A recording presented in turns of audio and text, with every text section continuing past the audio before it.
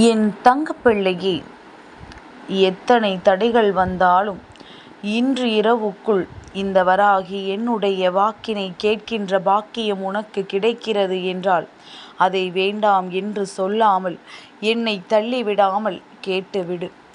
ஏனென்றால் எத்தனையோ இன்னல்களுக்கு நடுவே என் பிள்ளை எதிர்பார்த்து என்னிடத்தில் கேட்ட ஒரு உதவியானது நாளைய விடியலில் இவர் மூலமாக உனக்கு கிடைக்கப் போகின்றது. என் பிள்ளையே, அவர் யார் என்று உனக்கு வெளிப்படையாக சொல்வதற்காகத்தான் உன் வராகி அம்மா நான் இப்பொழுது உன் முன்னால் தோன்றி இருக்கின்றேன். என் பிள்ளையே, இந்த தாயானவள் எந்த நேரத்திலும் உன் முன்னால் வந்து நின்று கொண்டு எனக்கு அதை செய், இதை செய், இவ்வளவு பணம் எனக்கு கொடு, என்னுடைய கோயிலின் உண்டியலில் இவ்வளவு பணத்தை செலுத்து, இத்தனை ரூபாய் செலவு செய்து எனக்கு பரிகாரம் செய் என்று ஒரு நாளும் நான் சொன்னது கிடையாது. என் பிள்ளையை, இந்த தாயானவள் உன்னிடத்தில் கேட்கின்ற விஷயங்கள் ஒன்றே ஒன்றுதான். உண்மையாகவும் நம்பிக்கையோடும் உண்மையான அன்போடும் என்னை நீ வணங்குவா. அப்படி உண்மையான அன்பு கொண்டு என்னை நீ வணங்கும் பொழுது நான் நிச்சயமாக உன் மீது கொண்ட அன்பின்பால் உனக்கு எல்லாவற்றையும் செய்து கொடுப்பேன் என்றுதான் சொல்லிக் கொண்டிருக்கின்றேன். யாருக்காகவும் இந்த வாழ்க்கையில் எந்த ஒரு விஷயத்தையும் நீ தியாகம் செய்யக்கூடாது என்று நான் அடிக்கடி சொல்வதற்கு ஒரு காரணம் இருக்கின்றது. தியாகத்திற்கெல்லாம் இங்கு நல்ல பெயர் இப்பொழுது கிடையாது. தியாகம் செய்கின்றவனை இப்பொழுது இங்கு என்ன பெயர் சொல்லி அழைக்கின்றார்கள் தெரியுமா? இளிச்சவாயன் என்று சொல்லி அழைக்கின்றார்கள் உன்னை சுற்றி இருக்கின்ற மனிதர்கள். இதையெல்லாம் கண்கூடாக உன் தாயானவள் நான் கண்டு கொண்டிருப்பதனால்தான் உனக்கு சொல்கின்றேன்.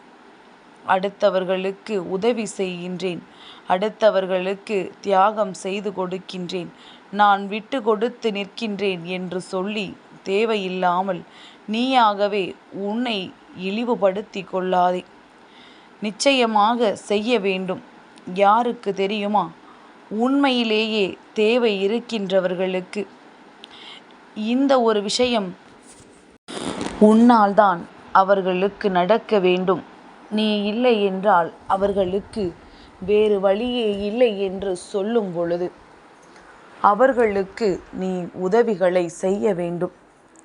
மாறாக உன்னிடத்திலிருந்து உதவிகளை பெற்றுக்கொண்டு உன்னை ஒரு பொருட்டாகவே மதிக்காதவர்களை எந்த காலத்திலும் நீ கணக்கில் எடுத்து கொள்ளக்கூடாது. என் பிள்ளையே, கைமாறு கருதாத உதவி இங்கு எத்தனையோ பேர் செய்துவிட்டு கடைசியில் பெயரைத்தான் சுமந்து செல்கின்றார்கள். என் பிள்ளையே, உன்னையே கதி என்று நம்புகின்றவர்களை ஒரு நாளும் நீ கைவிட்டு விடாதே. அதே நேரத்தில் சதி செய்து உன்னை ஏமாற்ற முயற்சி செய்பவர்களிடத்தில் ஒரு நாளும் ஏமாந்து போய் விடாதே என்றுதான் உன் அம்மா உன்னிடத்தில் சொல்கின்றேன். என் பிள்ளையே, உன்னுடைய இப்பேற்பட்ட ஒரு இலகிய மனதை தவறாக பயன்படுத்தி கொள்ள நினைப்பவர்களிடத்தில் இருந்து உன்னை நீ காத்து கொள்ள வேண்டும். இதற்கு உனக்கு உதவிகளை செய்ய நாளைய விடியலில் நான் சொல்கின்ற ஒருவர் உன்னை தேடி வருவார். என் பிள்ளையே, இந்த பெயர் கொண்டவர் நாளை உன்னை சந்தித்தார் என்றால் அவருக்கு நிச்சயமாக என் பிள்ளை மனதார நீ நன்றியினை சொல்லத்தான் வேண்டும். ஏனென்றால் உன்னுடைய நிலை என்னவென்று உணர்ந்தல்லவா உன்னை தேடி வருகின்றார். உன் மனதில் இருக்கின்ற எண்ணங்கள் என்னவென்று தெரிந்து கொண்டு உன்னை தேடி ஓடோடி வந்து கொண்டிருக்கின்றார். அப்படி இருக்கும் பொழுது உன்னுடைய உணர்வுகளுக்கு மதிப்பு கொடுக்கின்ற ஒருவருக்கு நீ நன்றி சொல்ல கடமைப்பட்டிருக்கிறாய் என்பதனை மறந்து விடாதே. என் பிள்ளையே, இந்த வாழ்க்கை எத்தனையோ பிரச்சனைகளையும் எத்தனையோ சோதனைகளையும் உன் கண் முன்னால் நிகழ்த்திய பொழுதும் இதையெல்லாம் கடந்து வாழ துடிக்கின்ற உனக்குத்தான் இந்த நேரத்தில் மிகப்பெரிய ஆறுதல் தேவைப்படுகின்றது. இந்த வாழ்க்கையை எப்படி வாழ வேண்டும் என்கின்ற அறிவுரை உனக்குத்தான் தேவைப்படுகின்றது. அது மட்டுமல்ல, எந்த ஒரு நிலையிலும் என் பிள்ளை தனித்து செயல்பட முடியும் என்கின்ற நம்பிக்கையோடு நீ செயல்பட வேண்டும் என்கின்ற உணர்வையும் உனக்குத்தான் கொடுக்க வேண்டும். அப்படி கொடுக்க நினைக்கின்ற மனது என் பிள்ளையே உனக்கு நிச்சயமாக இருக்க வேண்டும் என்றால் அதற்கு நீ என்ன செய்ய வேண்டும் தெரியுமா? என் பிள்ளையே, உன்னை தேடி வருகின்றவர்களுக்கு முதலில் மனதார நீ நன்றி சொல்லி, அவர்கள் சொல்கின்ற ஒரு சில வார்த்தைகள் கூட உன்னை ஆறுதல் படுத்தியதை நினைத்து அவர்களோடு எப்பொழுதும் என் பிள்ளை நல்ல உறவில் நீ இருந்து வா. எல்லா நேரத்திலும் உன் வாழ்க்கையில் இவையெல்லாம் உனக்கு கை கொடுக்கவில்லையே என்று எண்ணி வேதனைப்படுவதை நிறுத்திவிட்டு, இனி வரும் காலங்களிலாவது அம்மா நிச்சயமாக எந்த நேரத்திலும் உனக்கான உதவிகளை நீ கேட்கின்ற மாத்திரத்தில் உனக்கு செய்து கொடுப்பாள் என்பதனை நீ நம்பினால் போதும். என் பிள்ளையே, எப்பொழுதும் இந்த வாழ்க்கை கஷ்டத்தில் இருக்க வைத்தது என்று எண்ணி வருந்துவதை விட, நல்ல மனிதர்களை அடையாளம் காண்பித்து கொடுத்தது, கெட்ட மனிதர்களை இனம் பிரித்து காட்டியது என்பதை நீ நினைத்து நீ மனமகிழ்ச்சி அடைய வேண்டும். நீ ஒரு முறையாவது சிந்தித்து பார்த்திருக்கின்றாயா? எத்தனையோ வேதனையின் உச்சத்தில் நீ இருந்த பொழுதும் கூட நீ அந்த செயலை அதன் பிறகு செய்யாமல் இருந்ததே கிடையாது.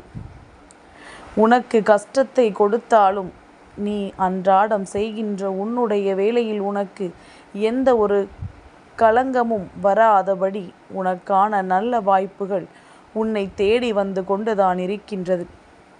இதையெல்லாம் உணர்ந்தாலே தெய்வம் உன்னை ஒருபொழுதும் கைவிடவில்லை என்பதனை நீ தெரிந்து கொள்வாய்.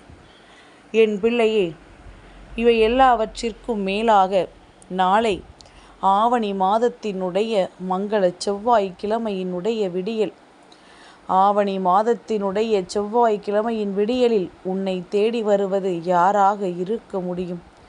என் பிள்ளையே, நிச்சயமாக நாளை உன்னை தேடி திருச்செந்தூரிலிருந்து முருகப்பெருமான் வரப்போகின்றார். அவரின் அன்பையும் அருளையும் நீ முழுமையாக பெற வேண்டிய நேரம்.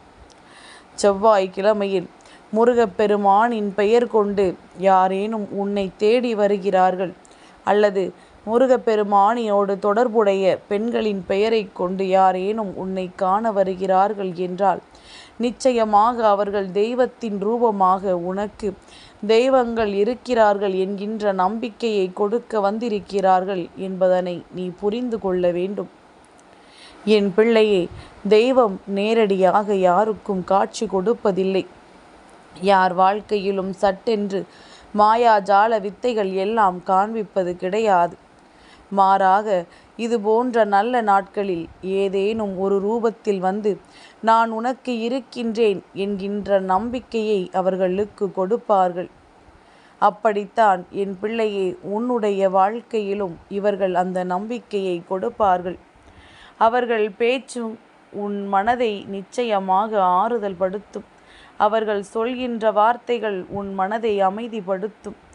நிச்சயமாக நமக்கு தெய்வத்தின் துணை இருக்கின்றது என்பதனை உன்னை உணர வைக்கும். அந்த அளவிற்கு ஒரு மிக பெரிய ஆறுதல் கொடுக்கக்கூடிய ஒருவரின் வார்த்தைகளை நாளைய விடியலில் நீ கேட்கத்தான் போகின்றாய்.